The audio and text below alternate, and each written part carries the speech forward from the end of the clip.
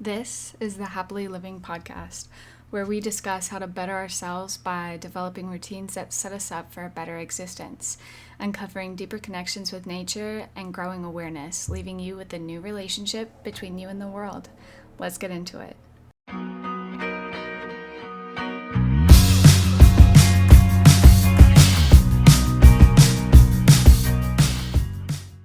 Hi, you guys. Welcome back to another episode on the Happily Living podcast. I'm here today with the lovely Tyana Gillis. I am so excited to start this episode today with discussing affirmations and good energies and overall figuring out balance and figuring out ourselves and what works for us, because everyone is a unique individual. So, things may work better for me that work differently for Ty. So, Ty, tell us about yourself. Hi everyone, my name is Ty. I am a 24-year-old tarot reader and astrologer. I used to work with this lovely lady, and I am now very privileged to call her my friend now because, she's just so freaking amazing and talented, and it is such an honor to be here, and thank you for having me today, Gabby. Oh, I love you. You're so sweet. That was so heartwarming. I love you too. I love you too. So she is just getting back from baking and dropping off pies and everything to her family. We love that. We love spreading some holiday cheer. You said that you hadn't baked in the kitchen in a while. So what did that bring you?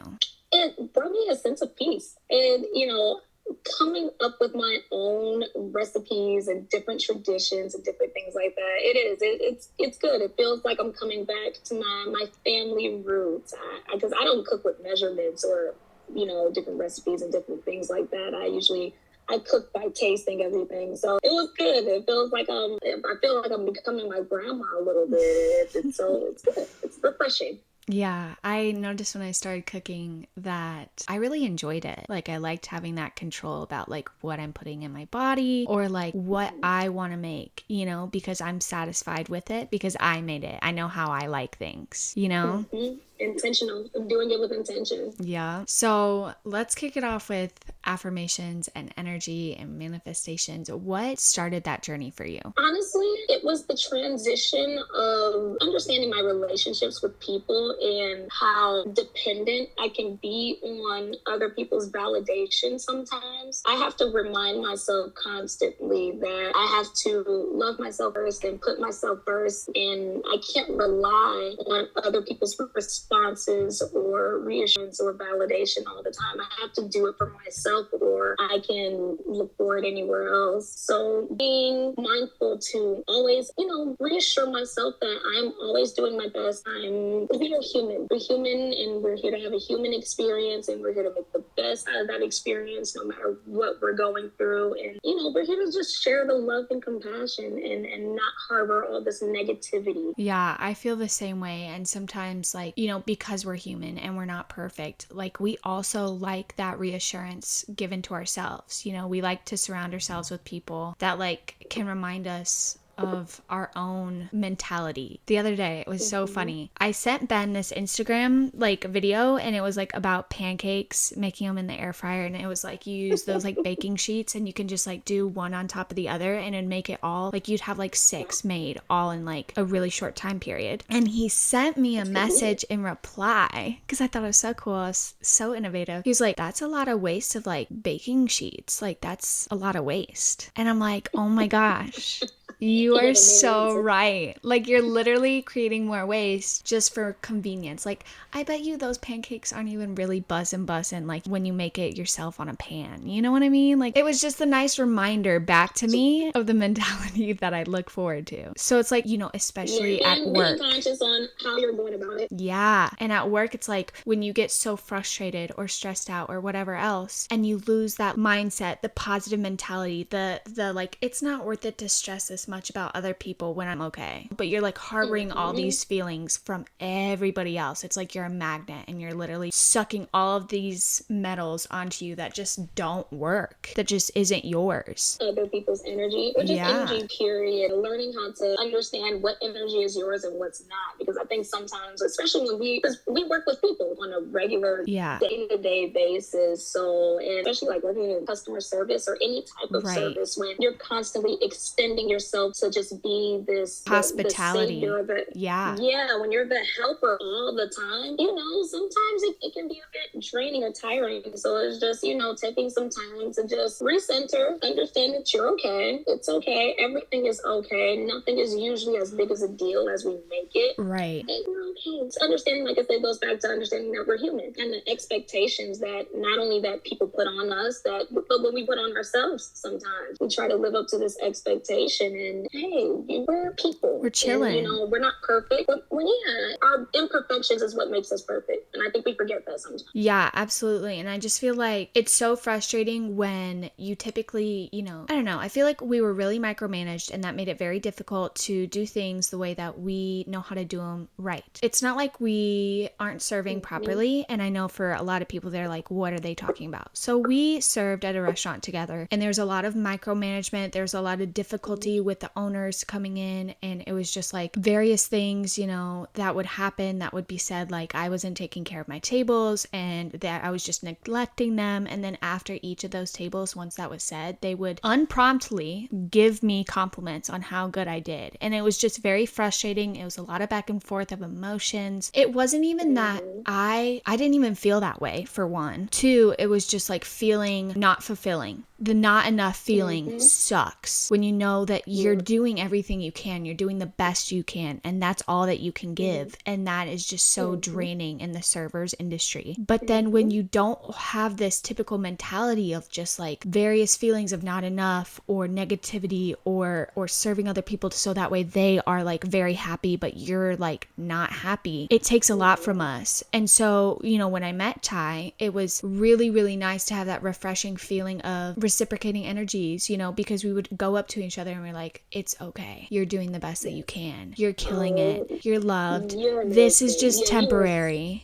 You know, like so awesome. It was so needed because at times, even though we have this mentality, it doesn't mean that we don't love to be reminded. You know, we don't love to be surrounded by that same energy because we do get in the same headspace as many other people of the negativeness, the frustration and draining energies that just don't satisfy us. We definitely were in a very competitive space though. Yeah. Being in the service industry, it's always drama. And it's we're doing the best we can, people. She's on Zoom. There we go, y'all. I'm sorry. You were always like that positive space, especially being there where, like you said, we were constantly micromanaged and things were always so disorganized, or you know, people were always losing their rockers and people were getting upset. You know, it was always nice to have that one person that's just, it's okay. You know, we're doing good. You're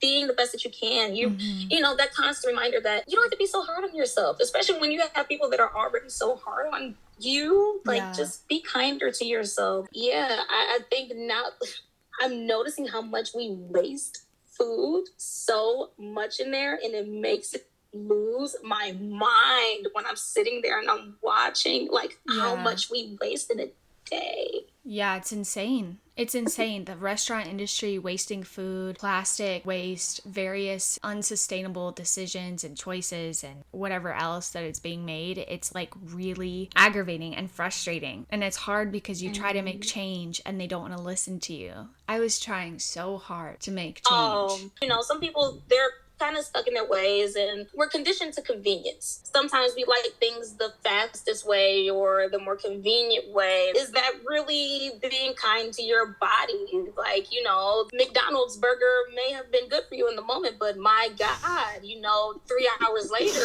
your stomach is suffering for it. Like, what? Like, was it really that convenient? Really? Honestly, I love that point that you bring up. Convenience and the long term. Is taking care of your body worth it to you right now, or is the convenience of letting it go worth the time you'll spend with illness later? Man, and while we're young and supple and have good skin and knees now, and the energy level. we have to take care of our bodies now, because in about 10 years we're rolling out of bed and we're like, oh God, I didn't stretch today. My back hurts. Like, Oh, yeah. taking better care of ourselves while we can. And realizing that convenience is ultimately our weakness, right? Because I even just got out of kind of like a funk myself, the transition between two jobs, having the break in between, not really getting rest, feeling exhausted while also watching TV till 1 a.m. because I go to work and then I come back home. It's midnight, more awake than ever. You know, I need that slow progression into sleep, but then I'm like creating inefficient habits that don't sustain my energy for the next day, that don't set me up for success. I'm eating late at night. I'm craving sweets. My gut is messed up. My gut was literally messed up last week. Man. I forgot my dermatologist put me on minocycline because of my acne, and the doxycycline was giving me like vivid dreams. Ultimately, I'm trying to get off of that in general, but you know, I'm trying to have clear skin for a little bit till I figure it out. And she said this because, thank you, please.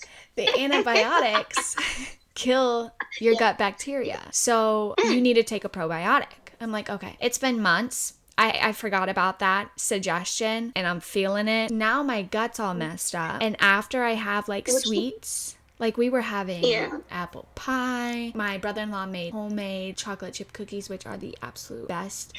But they use like vegetable oil. They use stuff that like doesn't sustain me. Like I notice now how I feel directly after eating it. And I'm like, oh my God, that I feel so sick. I'm tired. Yes. I'm sluggish. Yeah, I'm exactly. bloated. My poop hurts. Like, it's bad. Or you don't even go, bro. And I just didn't like go for 2 days. It's like, oh my God, what's I just happening? can't. I just can't. And I realized I'm reading this book, Gut Feelings by Dr. Will Cole. I love it. I heard about that. Yes, I listened to Jay Shetty's podcast, and Dr. Will Cole was on it, and he was talking about his book, and I was like, I need to get that because it's about functional medicine versus like conventional. So figuring out the root problem through everything in your body. So it's kind of like a play off holistic medicine, but it's functional doctors. And he was talking about his book, and in the book that I'm reading, he was saying that essentially having a healthier dietary lifestyle isn't about major restrictions on what you should and shouldn't eat. It's about eating things that make you feel better afterwards. So if you know that getting a cheeseburger or having, you know, a chocolate cake or whatever else makes you feel like shit afterwards, then why? Don't do it. Stop doing it. It's like being in a toxic relationship where you feel sad all the time, but you're complaining about it and you're wondering why you're sad all the time. It's because you continue. Exactly. It's because you continue to put yourself in this situation. And so last night we had a chocolate cake from work, and I'm like, you know what? I haven't done this in a little bit. I'm gonna give me some. I had a couple bites. It was delicious. It hurt my stomach. I was like, I'm gonna have 2 more bites and I'm done. I'm not gonna eat the rest of it. Yep.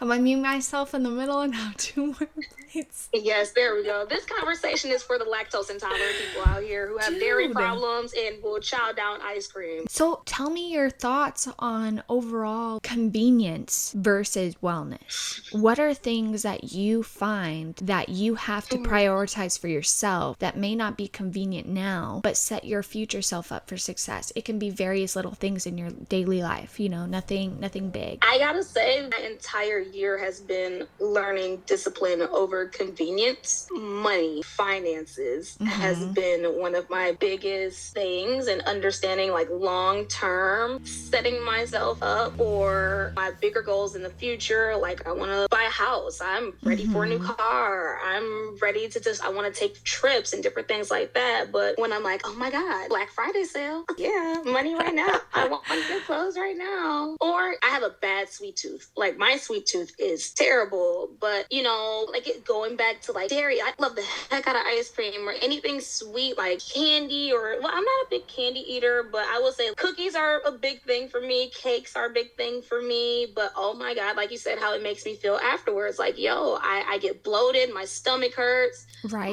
My body literally tells me, no, bro, I'm not happy. In order for me to, because we work a lot and our bodies depend a lot on our energy and us and how we're going throughout our day. What we're eating, it makes the biggest difference. So yeah, if I can cut down on a few cakes or cookies here or there, or hey, let me go eat a fruit. Oh my God, that soda drink that you made. Oh, my refreshing at drink. Work. I've been making it ever since you've been gone. And when I tell you, like, drinking that instead of coffee loaded with a hell of a lot of cream and sugar, stuff like that. No, replacing it with honey or even that little spritz drink that you were making. And Gabby was making a drink at our job. It was literally just club soda, a splash of lemonade, adding like lemons and limes. Yeah, lemon and lime, like a little club splash of soda, and cranberry splash of juice. lemonade. Yeah. When I tell you it is the best, it is the best, It's and it so has been refreshing. one of the best transitions. I love it. I love it. I'm still trying to figure out names for it. And we gotta figure out a name for it. I don't know. I'm trying to figure out something spicy. It's because it is. It's such a refreshing drink. It's such a good drink,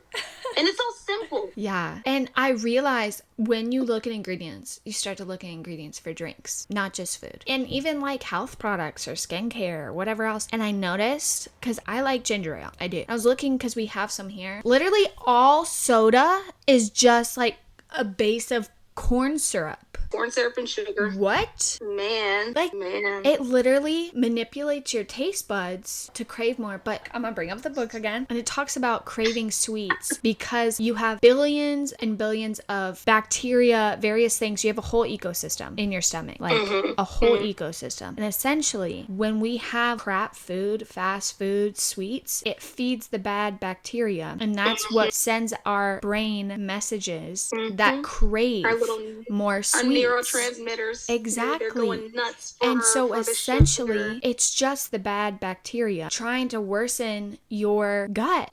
And so for me, that's very helpful because a visual image that I could do to realize I have more control over this sweets craving that I used to think was way too powerful, which sounds dramatic, but it's just like, bro, when you crave sweets, you crave sweets. You crave no, them. and I think people forget, like, it's understanding that a lot of the things that we feed our bodies that aren't good, they're really addictive. And when we're constantly feeding it to our bodies, like, they get used to it. And like you said, those cravings, they kick in all the time. And you're just like, what matters more? Right.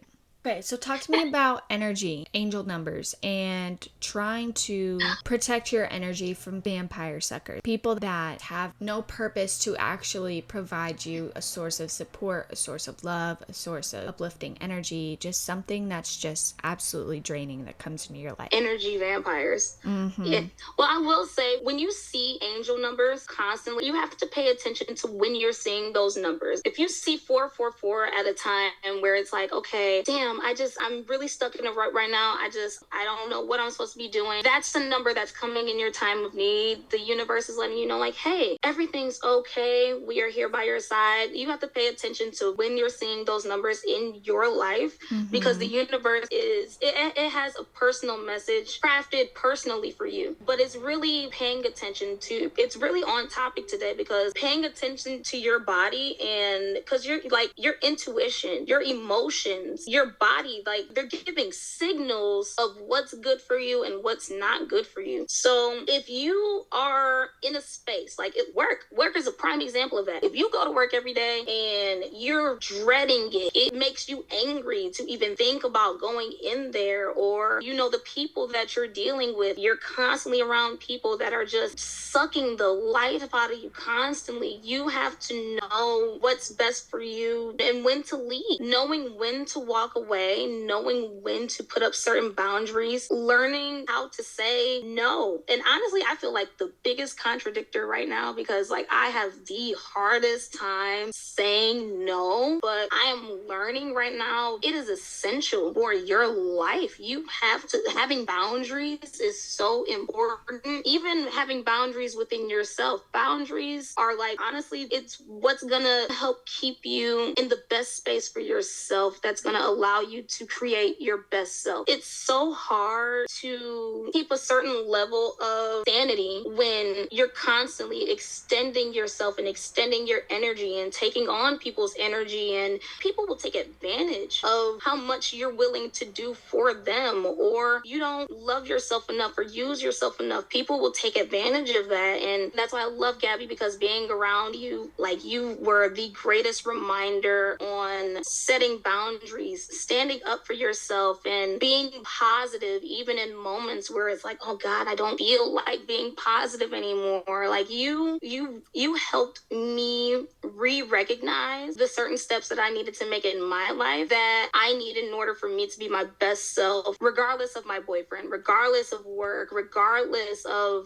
my friends and family and different things like that. What do I need to do to make me happy? Like, nobody can tell you how to be happy. You have to know what's best for you. And being able to recognize your emotions. Like I said, when you're sad, it's okay to be sad, but it's like, okay, well, what's making you sad? Why are you sad? Acknowledging your feelings. It's nothing wrong with feeling. It's nothing wrong with having these emotions and these things, because your emotions are signals. They're triggers. They're here to let you know what's good for you and what's not. And you have to listen to that. Because if you don't and you ignore these things, and that's why we start looking at certain situations and they start getting out of hand, and we're just like, where is this? Well, it's because you didn't listen to your body the first time when you first figured out that, like you said, a crappy relationship, a very toxic relationship. You knew you weren't supposed to be in that relationship when he pissed you off the first time, when he forgot to come and pick you up from your house from work or something like that. Like, you knew then that he was unreliable, so don't get upset months later when you still see that he's not being reliable. Right.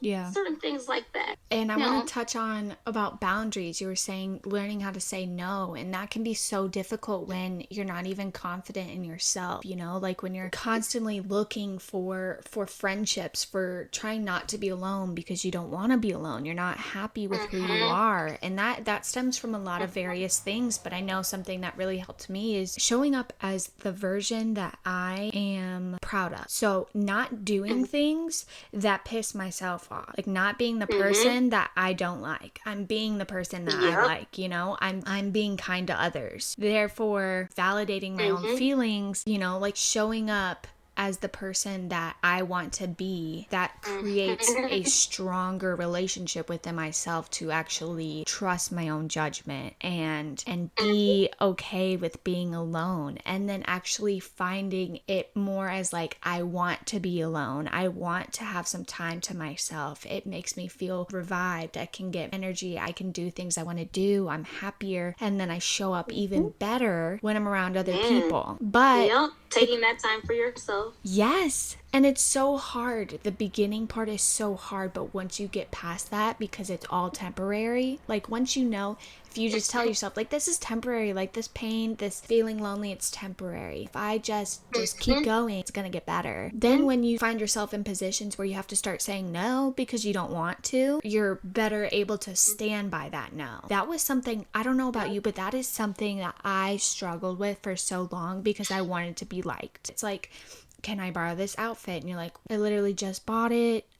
It's almost like you try to protect their feelings because of whatever. Like, for example, it was a situation I was brought into. People tried to borrow my clothes, and how things fit you right, but then like, you don't want things, you're nervous that it could stretch, you're nervous about how they take care of it because you trust yourself. You don't know what they're doing. And it's just like, it's okay to feel that way. It's okay to say no because you don't want them to stretch it out. Not because you think that they're big, not because you think that they won't, like, whatever.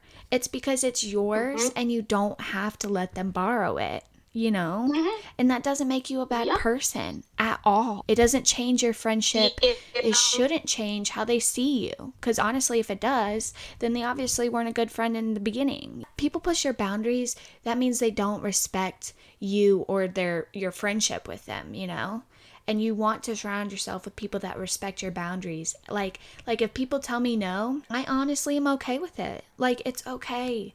But I'm still going to ask, even if I think people are going to say no because it doesn't hurt. That's a different thing. Now, see, because we're such understanding people, we're able to take no a lot, and we're able to understand okay, that's you setting your boundaries. It's okay. Like it's we not don't personal. mind people personalized rejection, and it can become hard to say no sometimes when like I know when I was growing up, I used to get a lot of anxiety around asking my mom questions because I didn't know if her reaction was going to be something extreme or if she was just gonna like yell or blow up, and I would get so scared of conflict. And it's just like you said, it's building that relationship back within yourself and having that confidence within yourself to understand that, hey, I'm doing this for me. And excuse my language, but fuck your feelings, bro. Like, it's not about you and how you feel all the time.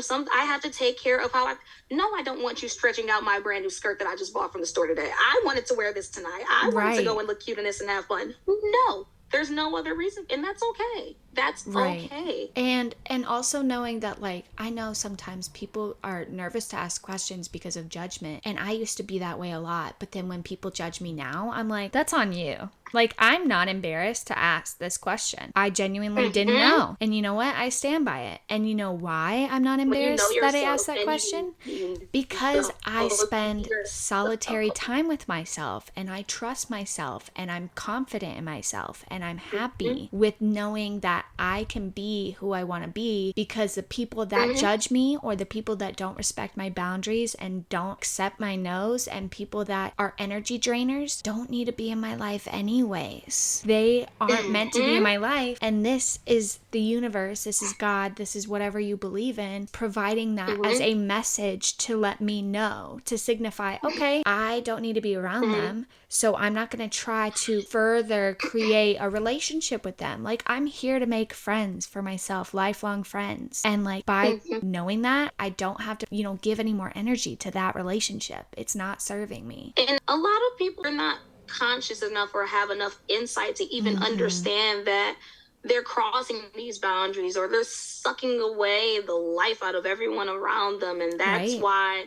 it is so important that you know yourself enough to be able to say, hey, you're not good for me right now. I can't be around you because you don't know what you're doing, and I can't let your crap become my crap. Right. I have become more aware of like the fact that you don't have to have childhood friends to make more friends. You know what I'm saying? Like, you can be 50 and still make best friends. Like, my parents literally made best friends at 60 years old, and they are with them all the time. We love that for them.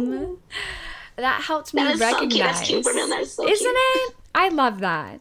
And it helped me recognize the fact that, like, I don't have to be fearful of rejection, and I don't have to feel like I have to settle for relationships because I don't have a lot right now, whatever that could be. You know what I'm saying? Because I have moved around a lot. I have dealt with like long-term friendships that, like, over time, over whatever, it's not going to be as close because you're not spending majority of your year with them, majority of your everyday life with them. And so you do have distance, and that does create something in that.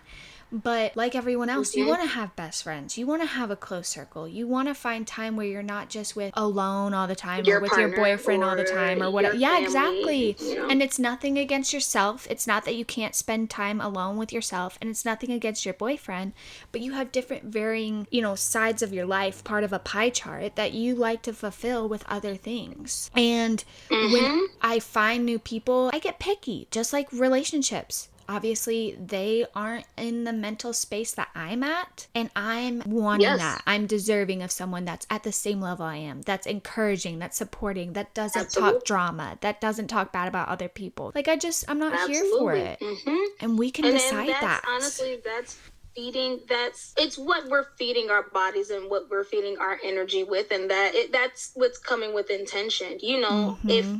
If you are what you are around, you are what you eat, you are what you're putting into your body, you are exactly what you are creating in your life. You have to set that standard. So if you want to grow, if you want to become the best version of yourself, you have to be disciplined, and so you have to be picky. You have to be picky like that with your energy, because if not, then you'll be willing to take any and everything. And that's when things start to become messy, and you go backwards. Life becomes out of control, and you start backpedaling. And like you said, like, I think I'm working on that right now in my life, you know, being an individual while still having my relationships with people, learning who I am and still having certain spaces with my friends, my coworkers, you know, my family, but still finding time for myself and what I like to do. Right. And it was so difficult working at that place we worked because we're constantly surrounded by this drama, this negativity. Then we go home, we don't have energy for ourselves because it's so draining from work. Not to mention we're tired working literally 16-hour shifts with not even, you know, 5 minutes to sit down or have an actual meal without like literally shoving it in our mouth, and your body's not able to digest it properly, not knowing when you're actually full. Then you go home, you don't have time, you don't have energy to actually make food. You love to cook, you love to bake, but then you can't find time during your day off to do that because you're literally trying to recover. It's just, now I'm eating this convenient burger because I'm tired. Convenience becomes your best friend, but also it becomes your worst enemy, and you're literally backpedaling. Just like you are with friendships that you decide to stay with, or feeling like you don't have anything else. You have to be with these people because you don't want to be alone. But it's like, these people don't have to be in your life. You get to decide who you choose to be friends with. And if you don't feel like they are supporting you, loving you for who you are, and not trying to change you, not trying to make you feel bad about things that you enjoy, that things that you like to do, that things that interest you, you know, you don't have to be with them. There's billions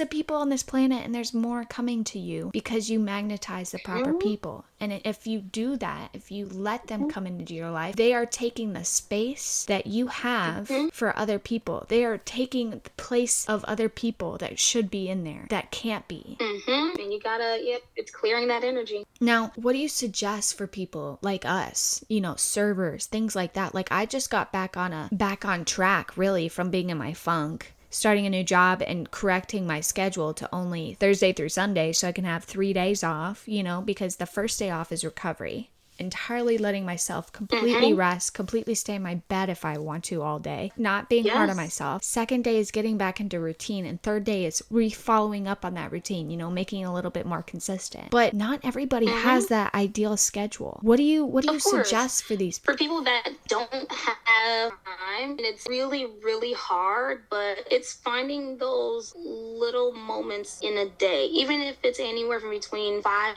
minutes, 10 minutes.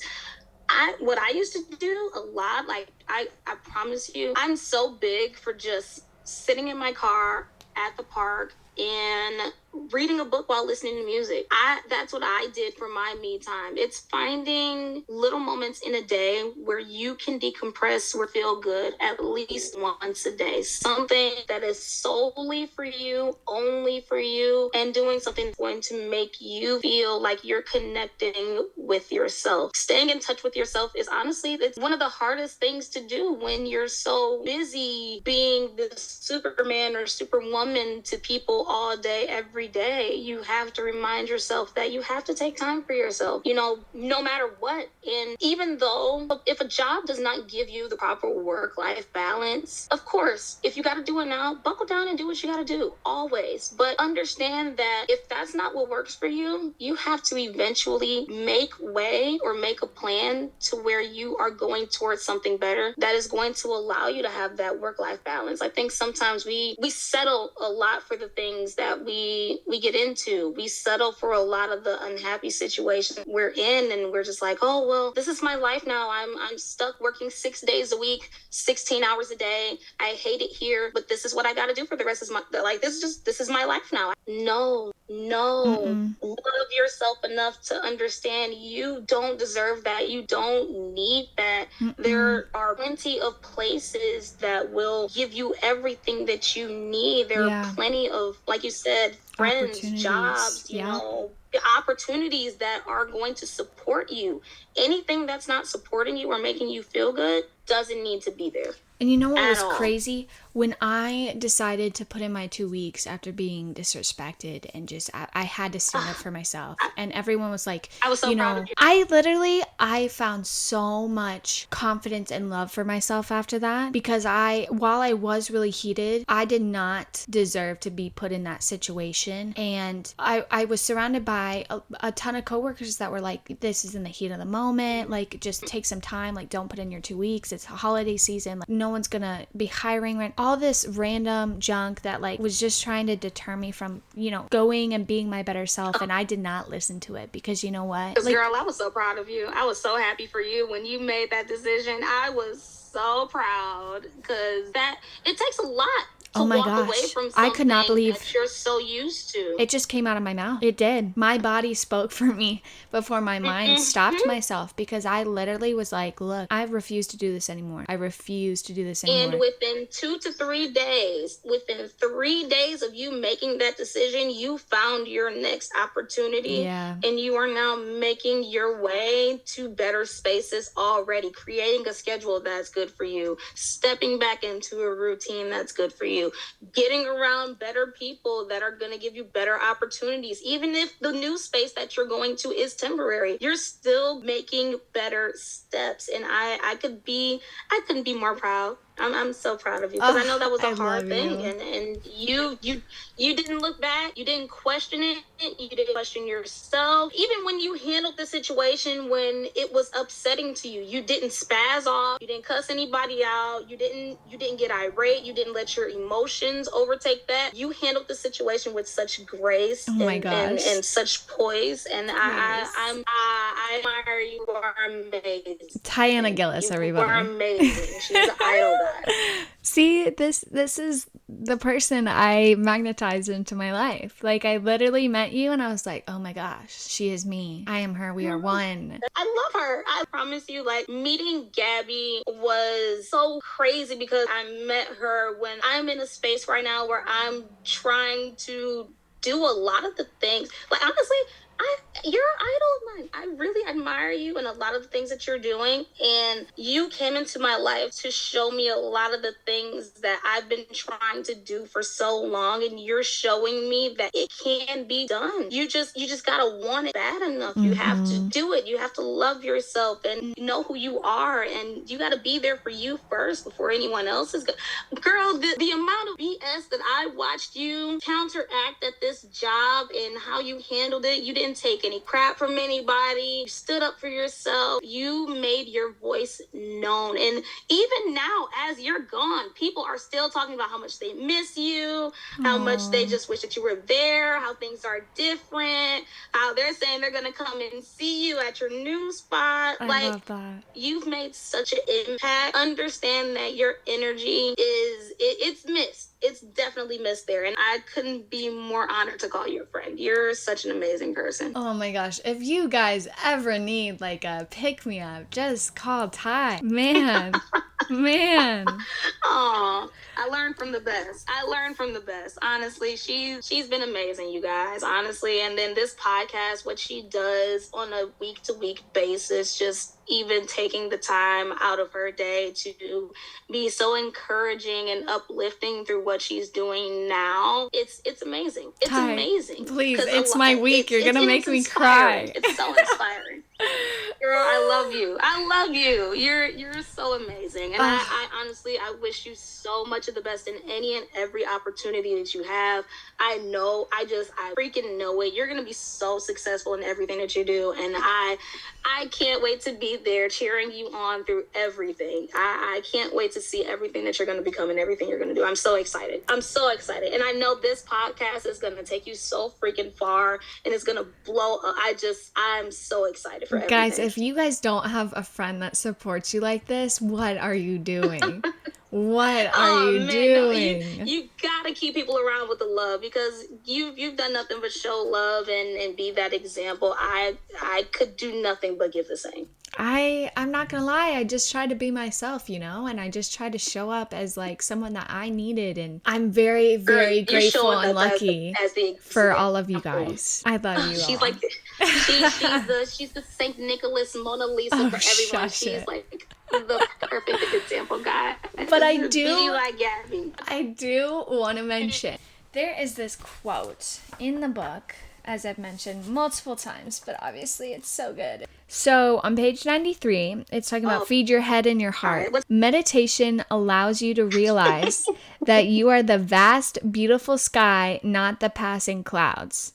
Meditation is the deep knowing that you are not your thoughts, emotions, or current situation, which come and go like the weather. So essentially, like all your thoughts that you get, you know, if you're feeling like very competitive, if you're feeling envious, if you're feeling judgmental, if you're feeling attracted to somebody when you shouldn't feel like, when you feel like you shouldn't be attracted, when you feel like, oh my gosh, like I'm in a relationship, like what, like this is giving me anxiety, this is giving me stress, like various things. You are not your thoughts. And I do want to say, my therapist even mentioned that like there are very beautiful people on this planet, and to appreciate their beauty is not anything wrong. To be like, man, that guy is attractive, or man, that girl is gorgeous, or that's totally okay. That's totally okay. To attach yourself to, you know, thoughts and all these things that you are like, oh my gosh, like what is, when you're judging yourself and you're like, who am I?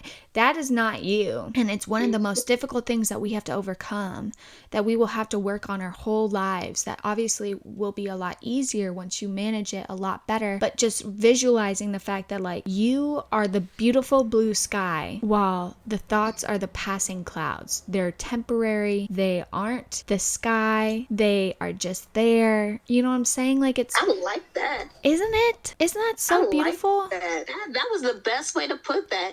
No, saying you are the sky and your thoughts are the passing clouds. I think that was the best way to put that. I just find it so helpful. Yeah, girl.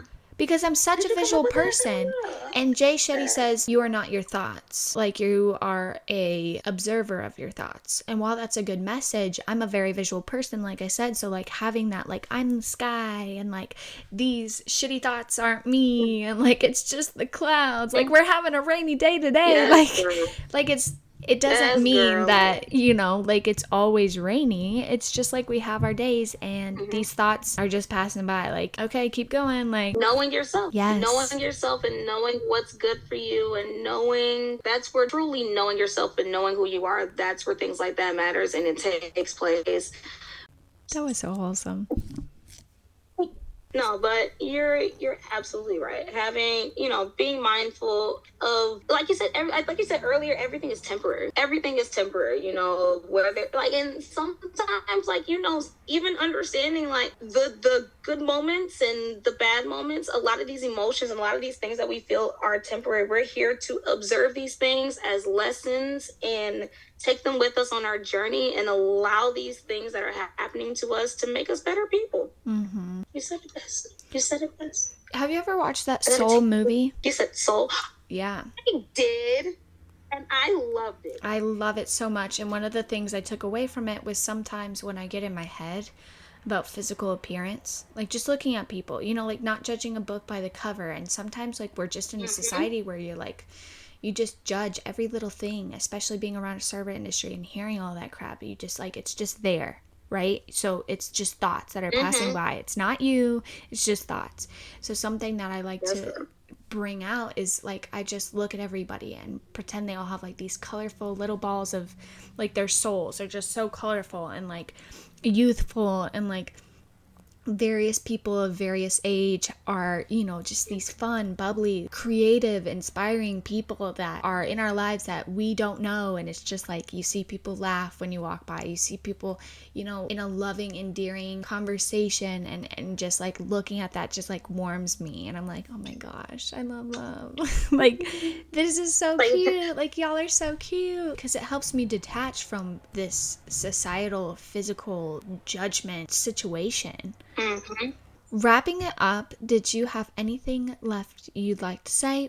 I would just like to say to everyone that has, because I know that this has been a trying year for a lot of us, and it has been filled with a lot of us feeling so tired and so tapped out, and just understanding that you are being the best person that you can be. Like you said earlier, just show up as the person that you want to be.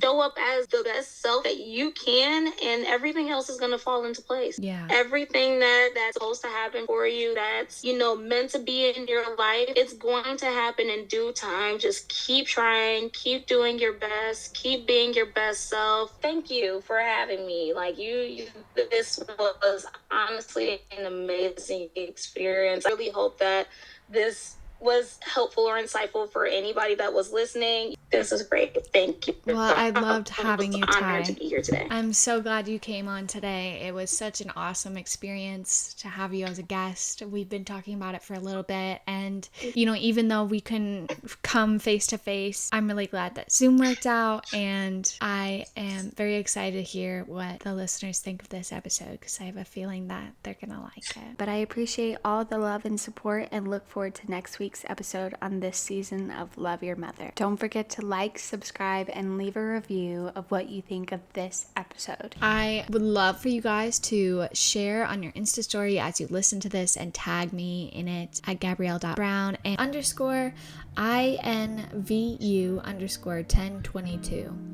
I am your host, Gabrielle Brown. Have a great rest of your week and weekend. With love.